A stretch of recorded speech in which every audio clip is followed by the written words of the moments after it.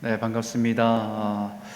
각 가정에서 주님의 은혜 가운데 평안 가운데 살아가고 또 감사함으로 살아가는 우리 모든 성도님들 되셨으면 좋겠습니다. 오늘 함께 나눌 하나님의 말씀은 지난주에 이어서 남은 자와 남겨진 자라고 하는 주제를 가지고 여러분과 함께 말씀을 나누려고 합니다. 이사야서 6장 11절에서 13절까지의 말씀입니다.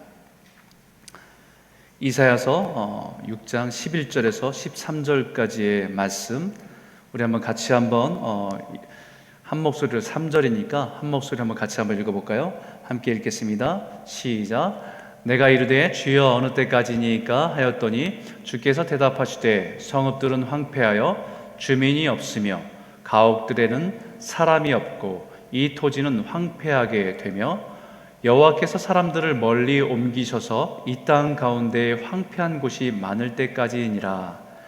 그 중에 10분의 1이 아직 남아 있을지라도 이것도 황폐하게 될 것이나 밤나무와 상수리나무가 배임을 당하여도 그 구루터기는 남아 있는 것 같이 거룩한 씨가 이 땅의 구루터기니라 하시더라. 잠깐 지난주의 말씀을 정리하면 남은 자 라고 하는 개념을 여러분과 함께 말씀드렸고, 이게 전체 성경의 중심적인 의미라고 말씀드렸습니다. 히브리어는 샤르, 또 헬라어는 레임마, 그리고 영어로는 렘넌트라고 말하는데요. 보존하다, 남겨놓다, 또 나머지, 남은 자, 이런 뜻입니다. 사실 이 뜻을 가지고, 이 남은 자의 개념을 가지고 성경이 말하고 있는 것은 다음 세대를 위해서 하나님의 진노와 심판 가운데도 남겨놓은 사람들, 그리고 그 사람들이 마지막까지 어떤 상황 속에서도 하나님의 은총을 입어서 하나님이 주신 사명을 잘 감당하라고 남겨두신 사람들, 그 사람들이 남은 자입니다. 성경의 노아와 같은 사람들이죠. 부패하고 타락한 세상에서 하나님께서 홍수로 심판하실 때에 홍수 이후에 세상을 위하여 남겨놓으신 사람들입니다. 이 세상에 오직 하나님의 은혜를 입어서 자신에게 주어진 방주를 만드는 일, 그리고 자신의 가족을 거룩함으로 지키는 일을 한 사람이 노아입니다. 하나님의 은혜를 입은 남은 자로 살아가는 것이죠. 그래서 지난주에 나누었듯이 남은 자는 어떤 사람들이냐? 첫 번째로 나눈 것은 남은 자는 세상을 떠나 하나님의 백성으로 살아가는 것에 남기로 하는 사람들입니다. 마치 아브라함처럼 가장 화려한 도시, 편리함, 부유함이 보장되는 그 도시 갈대아 우르를 떠나서 하나님의 백성으로 살아가는 그 길에 남기로 한 사람, 그 사람이 남은 자입니다. 그러기 위해서는 세상에 마음을 두는 것에서 떠나야 됩니다. 그리고 세상에 익숙해지는 것에서 떠나야 됩니다. 이 땅에 더 살기 좋은 세상을 찾는 자가 아니라 우리는 더 나은 본향을, 하늘에 있는 하나님의 나라를 소망하며 살아가기로 한 사람들이 남은 자입니다. 두 번째는 남은 자는 어떤 사람들이냐? 존재의 이유, 삶의 이유, 고난의 이유를 아는 사람들입니다. 자신의 처한 상황 속에서 자신을 이해하는 것이 아니라, 자신이 처한 어려운 상황 속에서 자신을 이해하면서 낙심하고 절망한 사람이 아니라, 자신을 부르신 하나님의 뜻과 계획 속에서 자신의 인생을 이해하는 사람이죠. 요셉과 같은 사람입니다. 형들에게 버림받아서 비참한 인생을 살아가지요. 수십 년 동안 노예처럼, 또 남의 집 종살이를 하며 살아가는 비참한 인생을 살았지만, 그렇게 살아온 인생에 대한 이유를 하나님으로부터 이해하고 붙들고 살아간 사람이 남은 자입니다. 그래서 나중에 그 애굽의 총리가 되어서 그 형제들을 만날 때에 그를 만나고 두려워하는 그 형제들에게 두려워하지 말라고, 하나님이 우리의 생명을 구원하시려고 나를 당신들보다 먼저 이곳에 보낸 것입니다 라고 이해하고 있는 겁니다. 내가 고난받은 이유, 내가 지금까지 살아가는 이유, 나를 광야에서 애굽에 남겨놓으신 이유를 분명히 알고 살아가는 사람이 남은 자다 말씀드렸어요. 그리고 오늘 세 번째 나누고 싶은 주제가 이겁니다. 남은 자는 하나님의 계명을 지키며 예수의 증거를 가진 사람들입니다. 계시록에 이런 말씀이 있어요. 같이 한번 읽어볼까요? 이 말씀인데 함께 읽겠습니다. 시작. 용이 여자에게 분노하여 돌아가서 그 여자의 남은 자손 곧 하나님의 계명을 지키며 예수의 증거를 가진 자들과 더불어 싸우려고 바다 모래 위에 서 있더라. 성경의 마지막 성경 예언서인 요한계시록에도 남은 자들에 대한 말씀이 있습니다. 마지막 세대에는 사단이 하나님의 백성들을 미혹하고 괴롭히고 파괴함으로써 그들의 마음에 하나님을 잃어버리고 하나님을 떠나도록 한다는 것입니다. 그리고 여자의 자손은 누구냐면 예수 그리스도를 주로 고백하며 믿는 성도들, 바로 교회를 말하는 것이죠. 바로 마지막 때에는 사단의 시험과 핍박이 심해서 그때의 믿음을 굳게 지키며 하나님의 보호하심 가운데 남아있는 자들이 있는데 그 사람들이 남은 자들입니다. 특별히 그 사람들을 계시록은 어떤 사람이냐고 표현하냐면 그 여자의 남은 자손, 곧 하나님의 계명을 지키며 예수의 증거를 가진 자들이다라고 말해요. 하나님의 계명을 지키며 예수의 증거를 가진 자, 그 사람들이 하나님께서 남겨두신 거룩한 씨다, 이렇게 말합니다. 다음 세대를 위해서 하나님께서 은혜를 베푸셔서 보존하신 하나님의 거룩한 그루터기, 하나님의 거룩한 씨앗이 되는 사람들이다라고 말씀하고 있는 겁니다. 마지막 때는 하나님께서 아무리 힘겨워도 환난과 핍박이 있어도 그들에게 은혜를 베푸셔서 보존하시고 지키시는 사람들이 남은 자라는 말씀이에요. 그 남은 자가 하나님의 계명을 지키며 예수의 증거를 가진 사람들입니다. 이 증거라는 말은 여러분이 잘 아는 말씀이에요. 마르투스, 증인, 증거, 이런 뜻입니다. 법정에서 자신이 진실임을 증명하기 위해서 무엇인가를 가져다가 증거하는 것, 아니면 증인을 세워서 증거하는 것, 그런 의미입니다. 내가 하나님의 백성임을 자신의 삶의 증거를 가진 사람들이라는 얘기예요.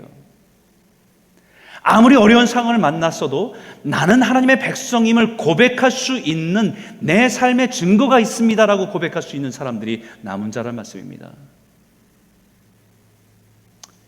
예수를 믿다가 하나님의 은혜를 누려서 우리가 그 복을 누려서 행복한 일도 있지만 예수를 믿는 것 때문에 고난당하고 핍박당한 상황에도 믿음을 지키며 나는 예수를 믿는 하나님의 백성으로 살아왔음을 증명할 증거가 있는 사람들이 남은 자다라는 말씀입니다. 우리가 성경을 읽으면서 가장 교회의 역사 속에서 가장 아름다운 교회의 모습을 생각하면 아마 사도행전 초반에 있는 예루살렘 초대교회의 모습일 겁니다. 그들이 모여서 함께 힘든 어려움들이 있었지만 두려움도 있었지만 그곳에서 모여서 기도할 때 성령께서 임하고 성령의 능력이 임하니까 가치관이 바뀌어요. 그 전까지는 자기 중심적으로 살았던 사람들이 다른 사람의 필요가 보이기 시작하면서 자신의 것을 그 사람의 필요를 위해서 아낌없이 내어줄 수 있는 사람들로 바뀝니다. 함께 모여서 기도하는 것을 즐기고 함께 모여서 찬송하기를 기뻐하고 함께 예배하는 아름다운 공동체가 초대교회의 모습이었습니다. 그런데 그 예루살렘의 초대교회에 핍박이 시작되자 예수를 믿는 자들이 잡혀가고 이제 예수를 증거하는 사람이 돌에 맞아 죽는 상황들이 발생하니까 사람들이 이제는 예루살렘 교회를 다 떠나야만 됐습니다. 더 이상 예루살렘 교회에 모여서 함께 예배할 수 없는 상황이 되었어요. 함께 모여서 뜨겁게 기도할 수 없는 상황이 되었습니다. 함께 모여서 서로를 위로하고 격려하고 사랑할 수 없는 상황이 되었습니다. 낙심이 되고 또 두려움이 있어서 자신의 고향으로 흩어져야만 했던 상황들을 맞이하게 됐어요. 근데 그때에도요, 남은 자들이 있습니다. 이제는 두려움에서 자신의 안전을 위해서 믿음을 버리고 자신의 고향으로 돌아간 사람도 있었지만, 더 이상 예루살렘에 남아있을 수 없어서 흩어지는 사람이긴 하지만, 그러나 한 가지 분명한 것은 하나님의 말씀을 붙들고 그 은혜를 가지고 살아가는 남은 자들이 있었다는 것입니다. 그들에게는 증거가 있었어요. 그것은 두려움 가운데 소망으로 살아가는 증거가 있었습니다. 불편함 가운데 하늘의 평강을 가지고 살아가는 증거가 있었습니다. 핍박 가운데서도 은혜의 기쁨을 가지고 살아가는 삶의 증거가 있었던 사람들입니다. 그 남은 자들이 흩어지는 곳곳마다 거룩한 씨가 되어서, 복음의 씨가 되어서 가는 곳마다 교회가 세워지기 시작했어요. 그것이 안디옥 교회입니다. 더 나아가서는 안디옥 교회에서 이방 교회로, 더 나아가서는 땅끝까지 하나님의 나라를 세워가는 복음의 씨앗들이 되어서 교회들을 세우고 하나님의 나라를 이루어가는 일에 쓰임받는 거룩한 씨가 되는 거예요. 오늘 이사야 본문에도 이렇게 얘기합니다. 그 중에 10분의 1이 아직 남아있을지라도 이것도 황폐하게 될 것이나 밤나무와 상수리나무가 배임을 당하여도 그 그루터기는 남아있는 것 같이 거룩한 씨가 이 땅의 그루터기니라 하시더라. 여러분, 이 말씀의 전체적인 분위기는 좀 어둡습니다. 전체적인 분위기는 온 유다가 황폐하게 됩니다라는 얘기예요. 화려함을 상징하는 밤나무도 상수리나무도 다 배임을 당해서 황폐함 가운데 있게 된다는 그런 상황입니다. 그런데 그런 황폐함 속에서 소망을 볼 수 있는 것이 바로 이 거룩한 씨 때문입니다. 하나님의 계명을 지키며 예수의 증거를 가진 사람들, 그 거룩한 씨 때문에 소망이 있는 거예요. 세상이 아무리 어둡고 소망이 없어도 하나님의 거룩한 씨, 하나님의 남겨두신 사람들 때문에 소망이 있는 것입니다. 이 시대에 저와 여러분이 하나님의 말씀을 붙들고 우리 안에 예수의 증거를 가진 거룩한 씨로서 살아가는 복된 성도들이 다 되시기를 주의 이름으로 축원합니다. 하나님은 그 남은 자들을 힘겨운 세상에 남겨놓으신 이유가 있어요. 미가 선지자가 이렇게 얘기했습니다. 야곱의 남은 자는 많은 백성들 가운데 있으리니 그들은 여호와께로부터 내리는 이슬 같고 풀 위에 내리는 단비 같아서 사람을 기다리지 아니하며 인생을 기다리지 아니할 것이며. 여러분, 야곱의 남은 자를 어디에 두신다고요? 많은 백성 가운데, 세상 가운데, 세상의 황폐함 가운데, 절망하고 고통하고 있는 사람들 가운데 거기에 야곱의 남은 자를 두신다는 겁니다. 왜요? 거기서 이슬같이 살아가라고, 그곳에서 단비와 같이 살아가라고. 이스라엘 땅을 생각하면 황무지입니다. 정말 메마른 땅이 대부분입니다. 그럼에도 불구하고 그곳 곳곳에 살아있는 초목을 볼 수 있는 것은 새벽에 내리는 이슬 때문입니다.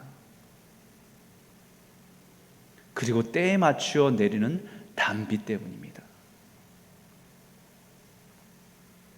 남은 자들의 존재 그 자체는 내리는 이슬 같고 풀 위에 내리는 단비 같은 존재라고 분명히 말합니다.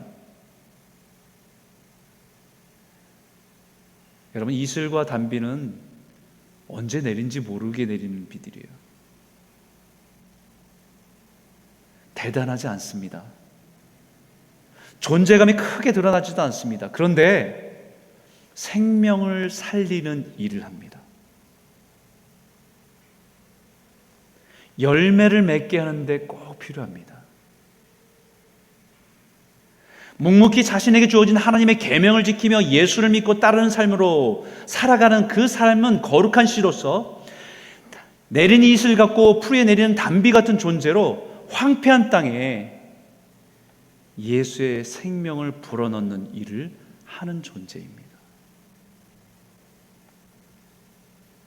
여러분, 어쩌면 이제 이 시대를 살아가는 하나님의 백성, 이 땅에 남겨두신 자로 살아가는 모습이 이와 같아야 된다고 생각해요. 바로 내리는 이슬 같고 단비와 같이 살아가라고 우리를 이 땅에 남겨놓으신 거예요. 비록 대단하진 않아도 분명한 것은 내 안에 하나님의 은혜를 담고 있어야 됩니다. 그것을 뭐라고 표현했냐면요, 여기에 사람을 기다리지 아니하며 인생을 기다리지 아니할 것이며, 사람에게 소망 두지 않는다는 거예요. 세상에 소망을 두며 살아간 사람이 아니라는 것입니다. 하나님을 의지하고 하나님께 소망을 두며 살아간 사람들, 그 사람이 그 소망 안에 하나님이 주신 기쁨을 담고 있고 그 소망이 섬김이 되어서 세상을 섬기도록 메마른 세상에 촉촉히 적실 수 있는 자로 살아가라고 남겨놓으신 자들입니다. 우리가 이 시대에 남은 자, 남겨진 자로 살아가야 합니다. 코로나로 인해서 낙심하고 절망하고 두려워한 자들에게 우리 안에 있는 소망의 생명을 말하는 자로, 전하는 자로 살아가라고 우리를 남겨놓으신 거예요. 여러분, 이런 존재가 없었다고 한다면 그 땅은 완전히 황폐하게 되었을 것입니다. 완전 생명이 살아갈 수 없는 사막이 되었을 것입니다.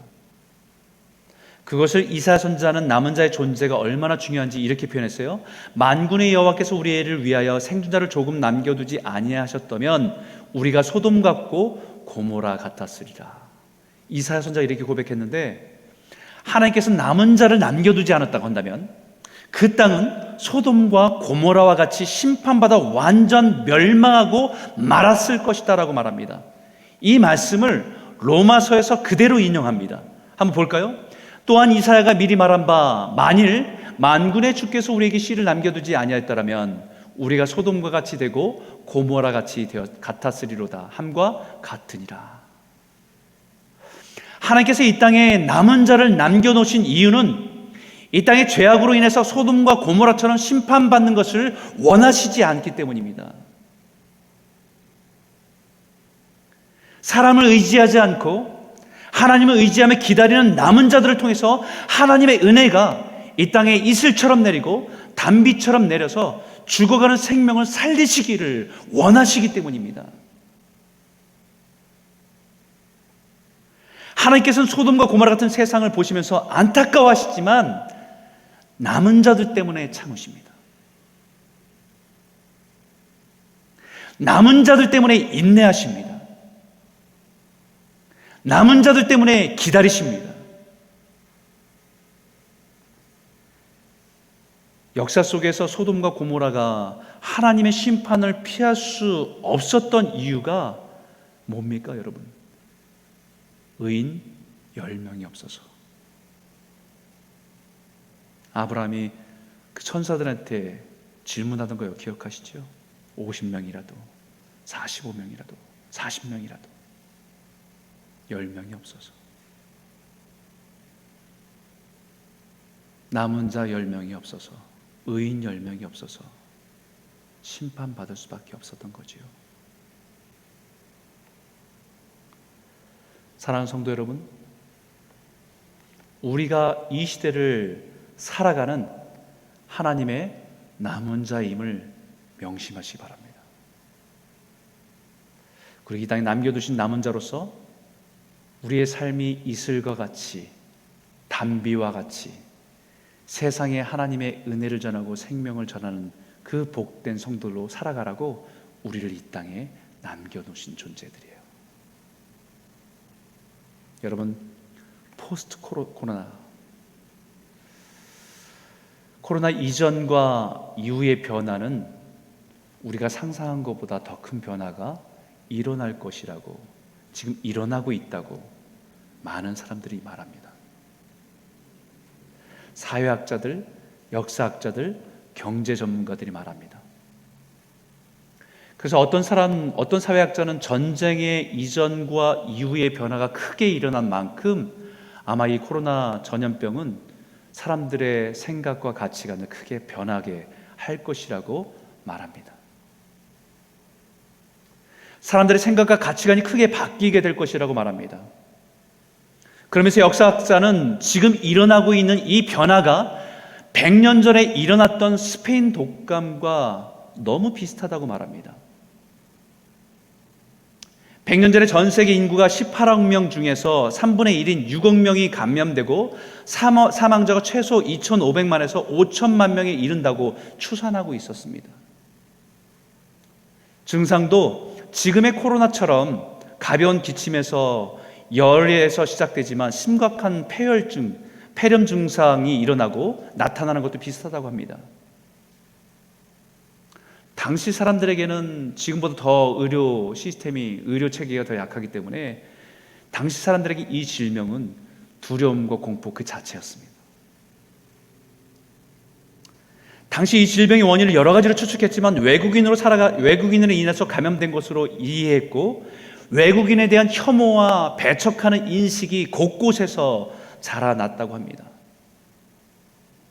그런 가운데 자연스럽게 자국민 위주의 자국 중심의 민족 중심의 생각으로 사람들의 생각이 자라가고, 그것이 독일에서는 나치 정권을 잡을 수 있는 기초가 되었다고 합니다. 자국민 중심, 우리 독일 민족, 게르만 민족의 우월성, 그것을 강조하며 정권을 잡은 사람들이 나치 정권이었다는 거예요.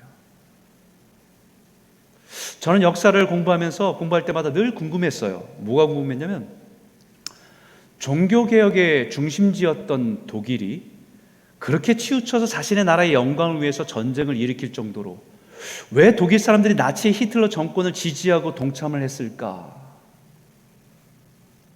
기본적으로 기독교의 가치관을 가지고 있었던 독일 사람들이 그렇게 치우친 가치관에 사람들을 왜 흥분하면서 지지를 했을까? 심지어는 독일 교회도 그런 정권을 지지하면서 수많은 교회들이 지지하고 동참하고 일어났을까?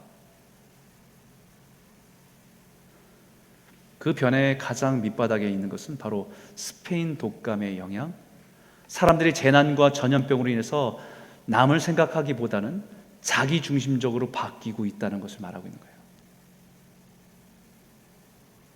모든 질병과 원인을 다른 사람에게 돌리고 자신의 안전과 편의를 가장 중심에 두고 생각하게 만들었다는 가치관의 변화가 그런 극단적인 모습까지 나타났다는 거예요.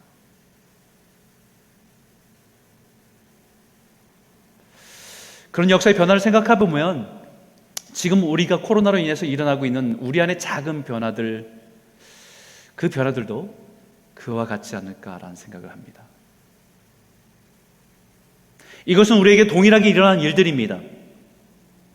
사람이 사람을 만나서 서로를 위로하고 사랑하며 살아가야 될 것이 행복인데, 코로나로 인해 서로가 단절되어서 고통을 겪고 있고, 그 속에서 고통을 지나가는 사람들은 더욱 외로움 가운데 던져져 있고, 혼자 스스로 그 고통을 견뎌야 되는 힘겨운 싸움을 해야 하는 상황 가운데 놓여 있습니다. 우리가 분리가 된 채 우리의 생각은 그 사람들께까지 미치지 못하고 지금 나의 안전에만 점점 더 빠져 있는 상황으로 변화하고 있다는 것을 우리는 느끼고 있습니다.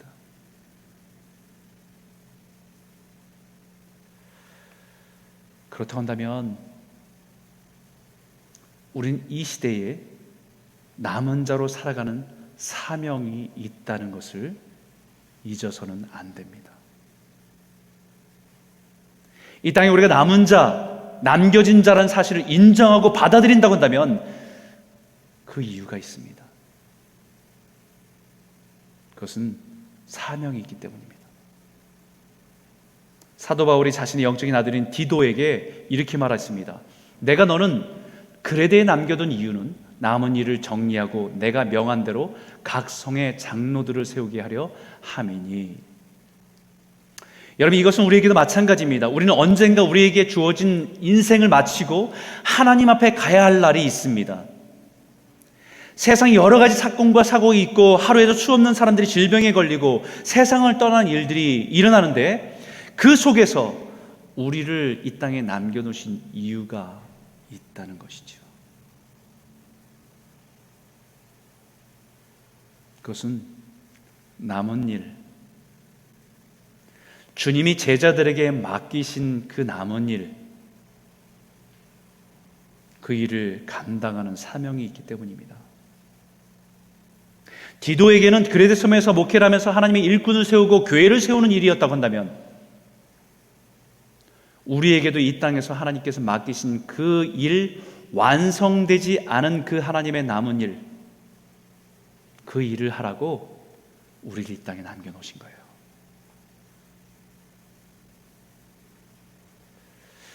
여러분, 하나님께서는 이 땅에 무엇인가를 남겨놓으실 때는 다 이유가 있습니다. 심지어 이스라엘이 약속의 땅에 들어가 하나님께서 허락하신 모든 것을 누리고 살아가지만 그 모든 것을 다 소유하지 말고 남겨두라고 하신 이유가 있어요. 한번 이 말씀 한번 읽어볼까요? 내가 내 포도원의 포도를 딴 후에 그 남은 것을 다시 따지 말고 객과 고아와 과부를 위하여 남겨두라. 이것은 그냥 세상에 소외된 사람들, 궁핍한 사람들을 잘 돌보라는 말씀으로 이해할 수도 있습니다. 그러나 조금 더 깊이 묵상해 보면 객 나그네와 같은 사람들이 어떤 사람입니까? 어디로 가야 할지, 어떻게 살아야 할지 몰라서 방황하는 사람들이에요. 고아는 어떤 사람들입니까? 부모가 없어서, 아버지가 없어서 불쌍한 인생입니다. 과부는 어떤 사람입니까? 남편이 없어서, 신랑이 없어서 불행한 존재입니다. 하나님은 하나님 백성 각 사람에게 맡기신 포도원이 있습니다. 그것은 우리에게 주어진 사업이고, 우리에게 주어진 직장이고, 우리에게 주어진 재능이고, 우리가 일하는 일터입니다. 이것을 통해서 우리 자신만을 위해서 다 사용하지 말고 반드시 남겨두라고 말씀하고 있습니다. 누구를 위해서요? 하나님을 잃어버려서 영적인 방황 가운데 있는 객과 나그네를 위해서. 하나님 아버지를 몰라서 헤매는 영적 고아들을 위해서. 신랑 되신 예수를 몰라서 소망 없이 살아가는 영적 과부들을 위해서. 우리들을 이 땅에 남겨두신 거예요. 우리가 이 시대의 남은 자입니다. 하나님의 남은 자, 하나님의 남겨진 자는 내 인생을 통해서 무엇을 남겨야 할지를 아는 사람들입니다.